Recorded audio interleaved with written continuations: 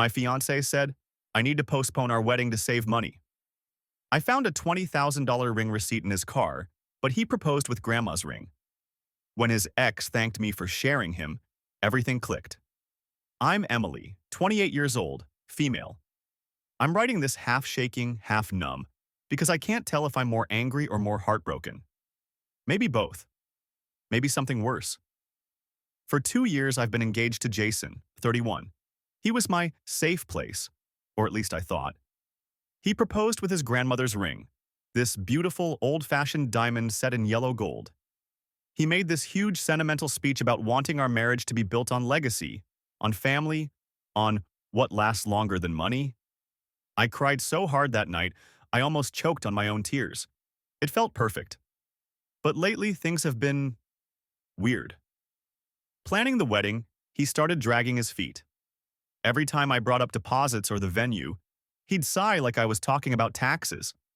Finally, one night while I was scrolling through photographers on my laptop, he just blurted it out. We should postpone.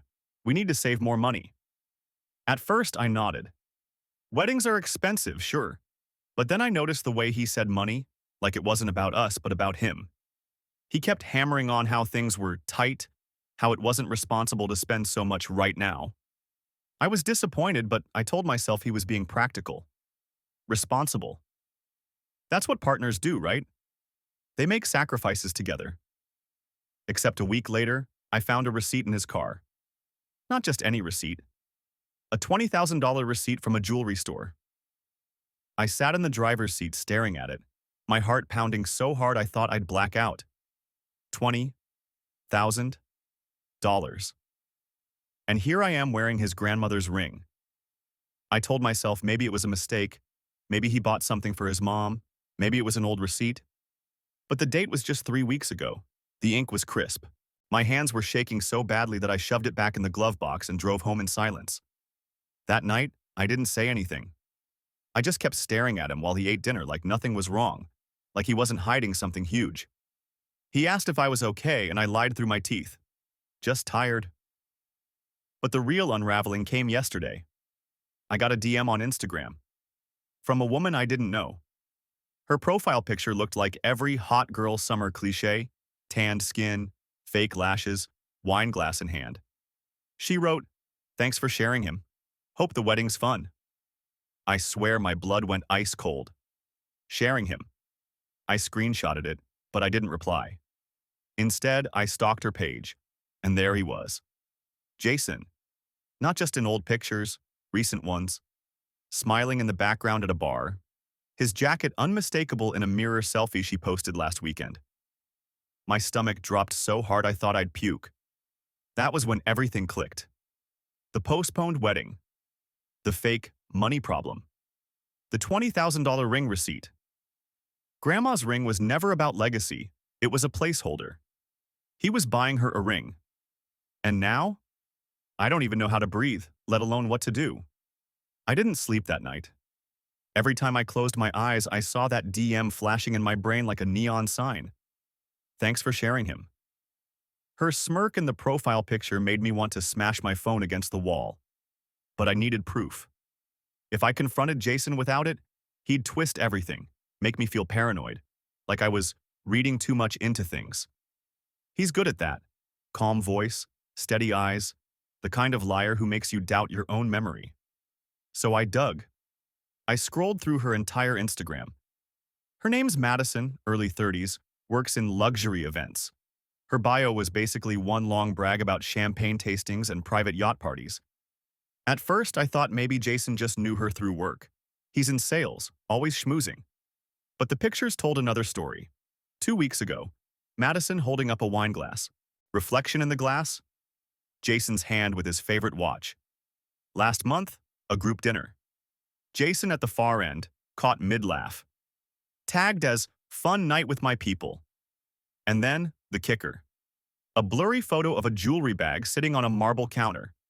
Same logo as the receipt in Jason's glove box. Captioned with a single heart emoji. That was it. My chest went tight, my ears ringing. 20 grand. On her. While telling me we couldn't afford our wedding. The next morning, I decided to test him. I casually mentioned the venue we'd been eyeing and said, they called, they need a deposit soon if we want to keep the date. Jason didn't miss a beat. He leaned back in his chair, gave me that practiced sigh and said, we talked about this. Let's not rush. We should be smart with money. Smart with money. My jaw clenched so hard I thought I'd crack a tooth. But I didn't argue, not yet, because I needed to see how deep this went.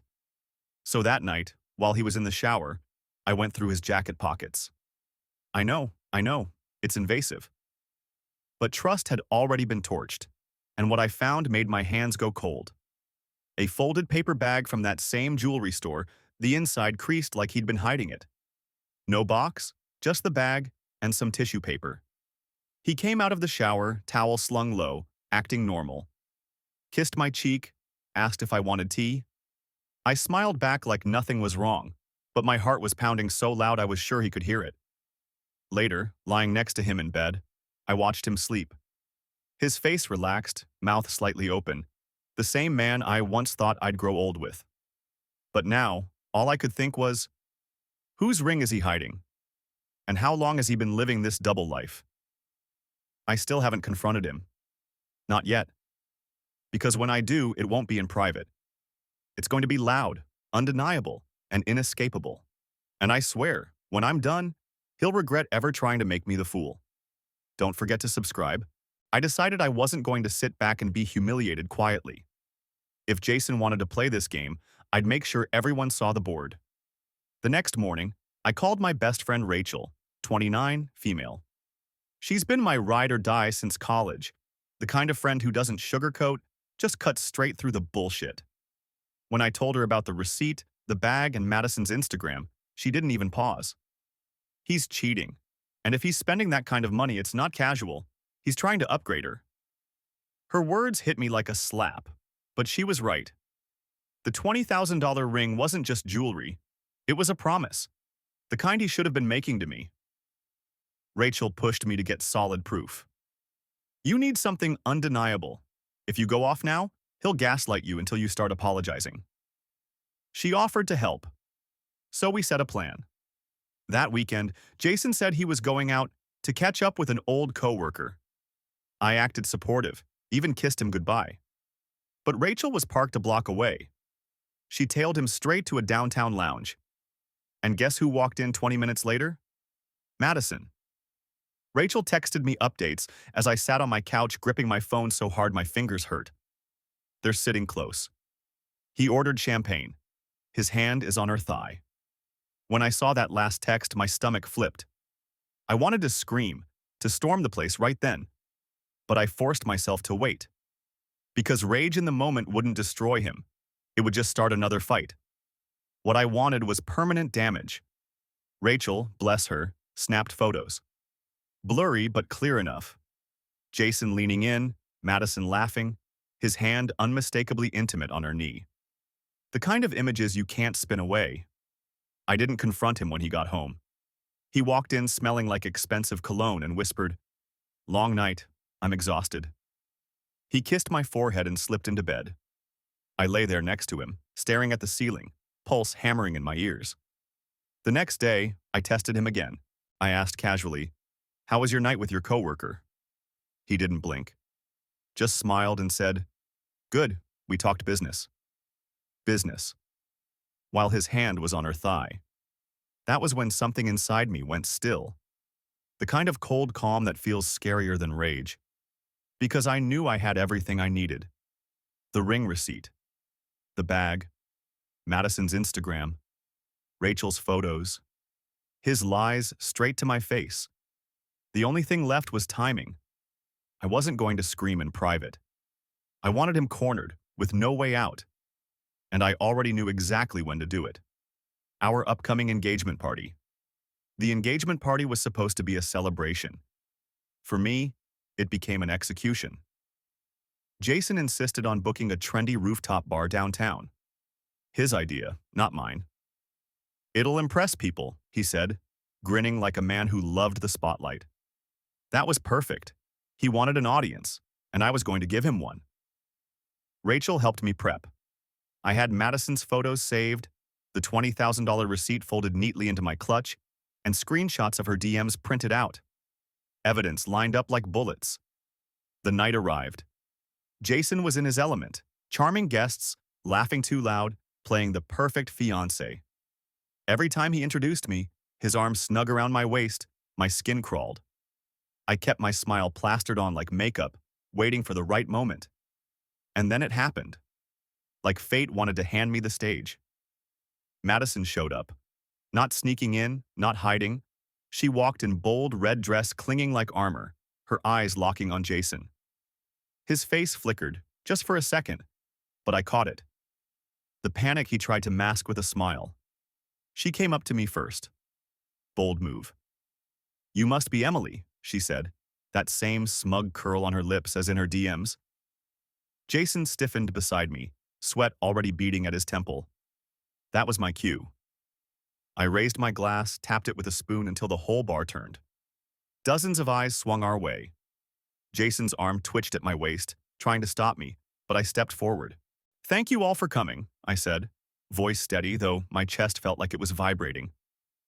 "We're here to celebrate love, commitment, honesty, qualities I thought I had with Jason." Murmurs rippled through the crowd. Jason whispered, Don't," but I cut him off. "Actually," I said louder, pulling the folded receipt from my clutch, "what we're celebrating is a man who told me we had to postpone our wedding because of money, while secretly dropping $20,000 on a ring." Gasps. His mother's hand flew to her mouth. And the best part? I held up Rachel's printed photo of Jason's hand on Madison's thigh. He didn't buy it for me. The room went silent. Madison smirked, unbothered. Jason's face crumpled, caught between fury and begging. "Emily, it's not what you think," I laughed, sharp and bitter. "Not what I think? She literally thanked me for sharing you." I pulled out my phone, showing the DM. "Was that also business, Jason? Like the champagne in the jewelry bag?" The crowd turned. Friends whispering, family glaring, phones out recording. Jason tried to grab my wrist, but I yanked free. "Don't touch me." My voice cracked, raw with rage. I dropped the receipt, the photos, the screenshots onto the table in front of us. Paper fluttered like ash. "Here's your legacy, Jason. Lies, betrayal, and the cheapest proposal of all. Grandma's ring as a cover while you bought your side piece something better." The room erupted. Gasps, whispers, someone cursed out loud. Jason stood frozen, hands shaking, face blotched red. Madison laughed quietly, enjoying the wreckage. I raised my glass one last time. "Cheers to freedom, I'm done." And I walked out, leaving him to drown in the silence behind me. Don't forget to subscribe. Update. Wow, I honestly didn't expect my post to blow up the way it did. I read as many comments as I could, and I have to say, y'all are savage in the best way. Some of you had me spitting out my coffee with the one-liners. "Girl, you didn't drop the mic, you dropped the whole sound system." Still laughing at that one. A lot of people told me to run, block him everywhere, and just disappear. Trust me, I want to. But Jason isn't the type to accept being left quietly. And sure enough, he's been losing his damn mind since the party. Within an hour of me leaving, my phone was blowing up. Calls, texts, voicemails, crying, yelling, begging, threatening, cycling through emotions like a toddler on Red Bull.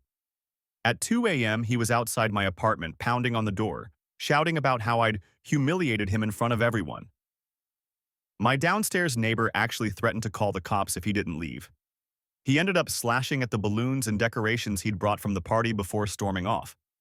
And the cherry on top? His mom called me the next morning. Not to apologize. Not to ask if I was okay. To scream at me for airing dirty laundry in public. Apparently, it's my fault Jason cheated because I pushed him away with all the wedding stress. I hung up on her before I said something I couldn't take back. But here's the thing. I'm not scared of him anymore. I'm angry. And after seeing how supportive strangers on the internet can be, I realize I don't just want to escape. I want him to choke on the mess he made. So no, I'm not just going to block him and move on. That would be too easy for him. He thrives on appearances, on being the golden boy who has it all together. And now, I've got the receipts, literally and figuratively. I have a plan. Something poetic. Something that will stick. And Jason's not going to see it coming. After the engagement party fallout, Jason went from damage control to full meltdown. First came the texts. At first, they were desperate apologies. I love you. It was a mistake. Please let's talk. By day 3, they turned into rants. You ruined my reputation. Everyone thinks I'm a monster because of you. And by the end of the week, straight-up threats. If you keep telling people lies, I'll make sure you regret it. But the thing is, I wasn't lying. Word spread fast. His co-workers saw the photos Rachel took. Turns out one of them was at the bar that night and confirmed everything. Within days, Jason's boss encouraged him to take a leave of absence because clients were asking questions. He called me screaming about it like I had gone to his office with a megaphone. Then Madison chimed in. She posted a cryptic story on Instagram. Not every woman can handle sharing. Same smug tone as her DM. That was all the confirmation I needed. They weren't casual. She knew about me the whole time and she didn't care. Rachel told me, this isn't about him cheating anymore. This is about showing everyone who he really is. Make it public. Make it permanent. So I started thinking about symbolic revenge. Jason's pride wasn't in me. It was in appearances. The perfect fiancé. The successful salesman. The guy who had it all under control. If I could flip that image inside out, he'd never recover socially. And fate handed me the perfect chance. Jason's sister was still pushing forward with her birthday dinner. Family only. Small gathering at his parents' house. She texted me an invite before the party explosion and hadn't retracted it. Which meant Jason would be there. With his family. The same family that had called me selfish for airing dirty laundry. I RSVP'd yes. Rachel nearly choked when I told her. You're going back into the lion's den? Exactly, I said, and I'm bringing the fire. I gathered everything, screenshots, photos, even the jewelry store receipt. But I didn't just want to confront him again. I wanted to twist the knife. So I made a few calls, and one of those calls was to Madison. She picked up with a sharp, "Why are you calling me?" I kept my voice calm. Because you and I both know Jason isn't worth either of us. But if you're willing to play along, we can make sure everyone sees the truth. She hesitated, then laughed. And why would I help you? Because he'll throw you under the bus the second it saves him. And wouldn't it be fun to watch him squirm? Her silence stretched long enough that I thought she'd hang up. Then she said, "Send me the details." That was the moment I knew. Jason's downfall wasn't going to be loud at a bar. It was going to be in his parents' dining room, surrounded by the people he thought would always protect him. The days before Jason's sister's birthday dinner, he got worse. He showed up at my apartment twice, pounding on the door, shouting that I was ruining his life. One night, he actually threw a rock at my window when I wouldn't answer. My neighbor called the cops. By the time they arrived, Jason was gone, but they left me with a case number and a warning to get a restraining order if it kept happening. Then his mom texted, "Jason is devastated. Please don't embarrass us further at Emma's dinner. If you can't be civil, don't come." That only made me more determined. They wanted silence. They were about to get theater. The night of the dinner, I showed up calm, composed, evidence folder tucked neatly in my bag. Jason was already there, sitting stiff at the table, his jaw tight when he saw me. His parents gave me cold smiles like they were hosting a business rival. We ate in strained politeness. Small talk, forced laughter. Jason kept trying to catch my eye, but I avoided him, keeping my focus on his sister. For a moment, I thought maybe Madison would bail. Maybe she'd leave me hanging. But halfway through dessert, the doorbell rang. Emma hopped up to answer, cheerful. "Oh, Jason, one of your friends is here." And there she was. Madison. Red dress again, like she wanted to make sure no one missed her. She strolled in with a smile, kissed Jason's cheek like she owned him, and sat right down at the table. The room went silent. Jason's mom's fork clattered against her plate. His dad muttered, "What the hell is this?" Jason stammered, face draining of color. She must be confused. She wasn't invited." But Madison cut him off, sweet as poison. Don't be shy, babe. We're not confused about what we are we? She pulled her phone from her purse, flipping through pictures. Jason's hand on her leg at the lounge, the jewelry store bag, a blurry selfie of them in bed. I pulled out my folder and laid it on the table.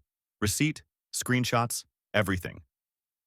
I thought it was time we put all the cards down, I said, my voice steady, calm, surgical. Jason exploded.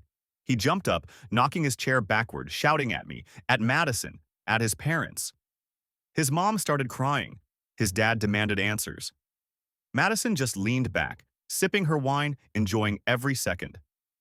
When Jason tried to lunge toward me, his dad actually held him back, yelling, "Sit the hell down before you embarrass us further." That was my moment. I stood, smoothed my dress, and looked every one of them in the eye. This man told me he couldn't marry me because of money, while buying her a $20,000 ring. You raised a coward and a liar, and I'm done.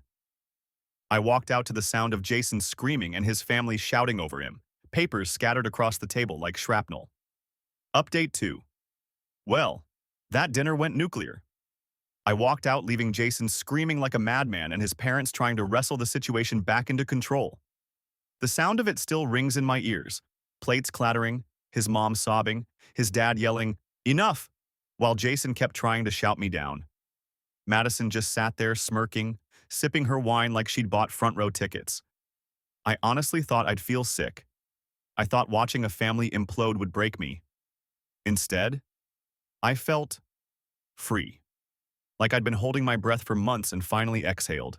Some of y'all in the comments last time said I should have just left quietly.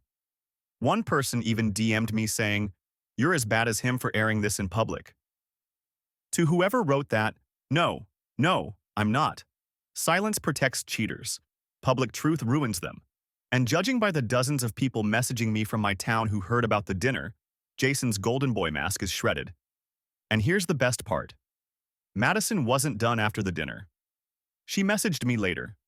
"That was fun. He's blowing up my phone now, calling me a traitor. Guess he didn't think I'd play both sides?" I didn't even reply. Just screenshotted it, tucked it into my folder of receipts. Jason, on the other hand, is unraveling completely. He left me 6 voicemails last night alone, screaming 1 minute, sobbing the next, threatening to make me pay, and then begging me to come back. At 3 a.m., he texted me a photo of Grandma's ring in his hand saying, "We can still fix this. You're the one I really love." Pathetic. But here's the thing. I'm not done yet. Exposing him to his family was satisfying, but it was personal. I want something bigger, symbolic, permanent. The kind of revenge that doesn't just burn him, it brands him. And I know exactly how to do it. Because Jason's entire identity has always been about status. How he looks, how people see him. And I've got one last move that will make sure he never walks into a room again without people remembering exactly who he is and what he did. Stay tuned.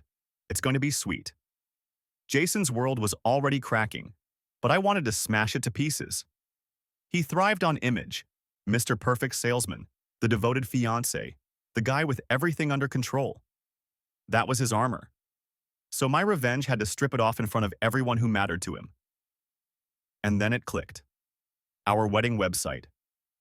We'd built it months ago. Photos, registry, the whole fairy tale story. Jason was listed as co-admin, but I still had full access. He hadn't touched it since the postpone the wedding talk. I logged in, heart pounding, and rebuilt it. Same layout, same smiling engagement photos, but with the truth woven right in. Instead of our story, I wrote, "Jason promised me forever with his grandmother's ring, while buying another woman a $20,000 one behind my back." Under Meet the Bride and Groom, I left my side intact, but his bio became Jason, liar, cheater, and future cautionary tale. Swipe through the gallery for receipts. And the gallery? Every single piece of evidence. Rachel's photos, Madison's selfies, the jewelry receipt, screenshots of the DMs, even a recording of one of Jason's screaming voicemails. The registry page linked to a charity for women leaving abusive or toxic relationships. The RSVP button? Renamed. Decline Jason. I hit publish. Then I shared the link. To friends, to his family, to his coworkers, even on Facebook, where all his professional contacts lurked. It spread like wildfire. By that evening, I had texts from people I hadn't spoken to in years. Holy crap, is this real? His sister messaged me a simple, "Thank you." Jason, meanwhile, lost it completely. He called me 27 times in 1 hour, screaming that I'd ruined his career and that no company would ever respect him again. Then he tried the guilt angle. "You've destroyed me. Are you happy?" Yes, I was. And when I checked the site stats before bed, I nearly laughed myself sick. Over 2,000 views in less than a day. His lies weren't whispers anymore. They were headlines. Jason wanted legacy? This was his. The fallout was immediate. 2 days after I launched the wedding site, Jason's company locked him out of all client accounts. Someone had forwarded the link to his regional director, and apparently they decided reputation risk wasn't worth keeping him.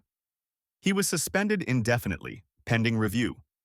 His family went silent. Not supportive silent, disowning silent. His sister unfriended him online. His dad sent me a single email. "We're sorry for doubting you. Take care of yourself." That was it.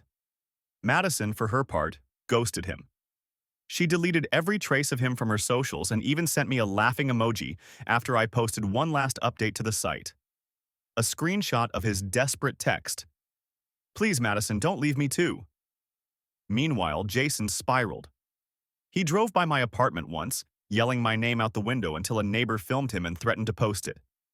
He tried to spin a story that I'd framed him, but nobody was buying it. Not after the screenshots, not after the voicemails. His mask was gone, and people finally saw him for what he was. And me? For the first time in months, I could breathe. No ring, no wedding, no man pacing in my head at night. Just silence. Sweet, calm silence. I shut down the site after a week. Once I knew the damage was permanent. By then, the story had spread far enough that Jason couldn't claw it back even if he tried. That was my closure. The last message he ever sent me was a single line. "You'll regret this." I didn't reply. Because here's the truth. I don't regret a damn thing. I didn't just leave him. I burned the bridge behind me so he couldn't follow.